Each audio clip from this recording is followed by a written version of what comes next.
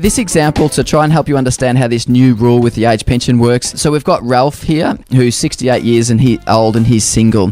He owns his own home, but as we've crossed it out, it's not asset tested at all. Your home is excluded from the Centrelink assets test.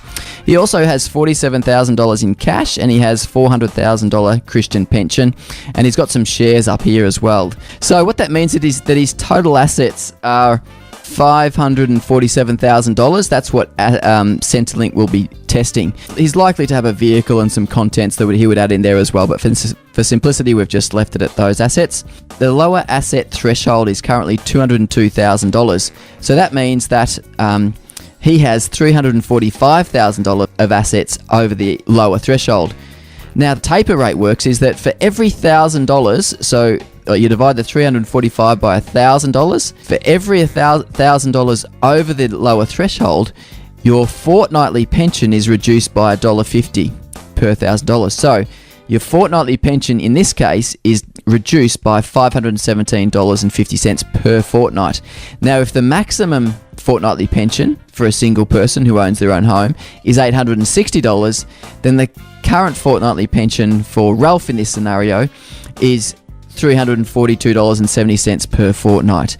Now, under the proposed threshold, it's going to increase slightly, so there will be more people accessing the full pension should these rules come in on the 1st of Jan 2017. The difference between, or the amount of assets over $250,000 is now reduced to $297,000. But if you look at the taper rate now being $3, his pension is reduced by $891 per fortnight, which is more than the maximum pension. So he ends up with nil pension. So Ralph is one of the 326,000 age pension recipients now who will basically lose out and not receive any pension at all.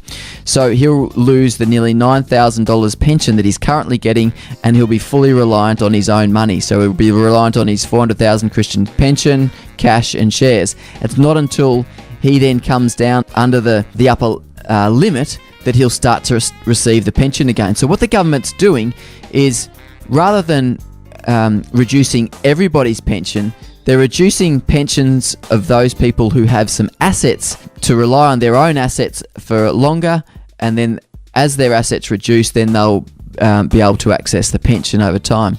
But it's a significant change. So in Ralph's scenario, it's $9,000. I'm not sure how many of you are in similar scenarios, but I'll just go to one more example where we look at a couple. So this time we've got Sally and Sam, who are 68 years of age, 68 and 72. They're married. They have a home worth $800,000, which again is not included in the assets test, so we can leave that off the table. They got cash of $40,000, Christian pensions of $600,000, and some shares of $100,000. So their total assets that'll be accessible for Centrelink is $740,000. A lower threshold at the moment for the assets test is $286,500. And the assets over that limit, or that threshold, of $453,500. Taper rate at $1.50 for each $1,000 over that rate means that their combined pension will reduce by $680 per fortnight. So they'll end up, maximum is about $1,300, so their current fortnightly pension will be about $616.55. That's under the current rules. Under the new rules, the threshold increases, so there'll be more people on the full age pension. But in this scenario, Sally and Sam have $386,000 of assets over the age pension lower threshold under the new rules. That means their pension will reduce by about $1,100 using this new $3 taper rate rather than the $1.50 taper rate.